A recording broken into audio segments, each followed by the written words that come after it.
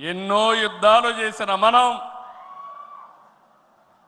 ఎన్నో కార్యక్రమాలు, వినూత్నమైన కార్యక్రమాలకు జయప్రదం చేసిన మనం ఈరోజు మళ్ళా ఒకసారి మీరు ఆలోచిస్తే తెలుగుదేశం పార్టీకి ఒక బ్రాండ్ ఉంది.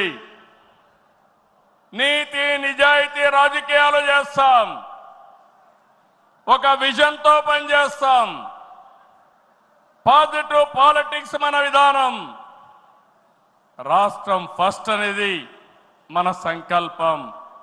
అందులో కూడా ఈ కార్యకర్తలు ఎప్పుడు కూడా జెండాను మోసిన మీరు నిరంతరం మీకు ఆ గౌరవం ఇవ్వాల్సిన బాధ్యత పార్టీ పైన ఉందని చెప్పి కూడా నేను మీకు తెలియజేస్తున్నా. ప్రతిపక్షంలో ఉండగా అవినీతి వ్యతిరేక పోరాటం చేశాం. అధికారంలో ఉంటే అవినీతి రహిత పాలన అందించాం. ప్రజల ఆస్తులు, ప్రజల హక్కులకు రక్షణ కల్పించాం.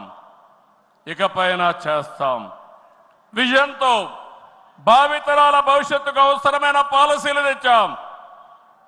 పాజిటివ్ పాలిటిక్స్తో రాజకీయాల్లో విలువలు పెంచిన ఏకైక పార్టీ తెలుగుదేశం పార్టీ.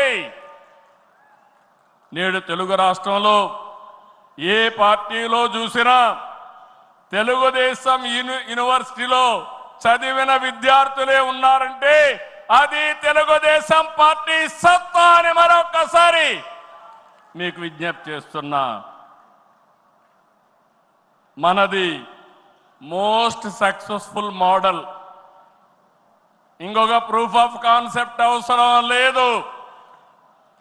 43 ఏళ్లుగా ఏదైనా ఒక మోడల్ ఉందంటే దానికి చిరునామా తెలుగుదేశం పార్టీ అని మరొకసారి విజ్ఞప్తి చేస్తున్నా.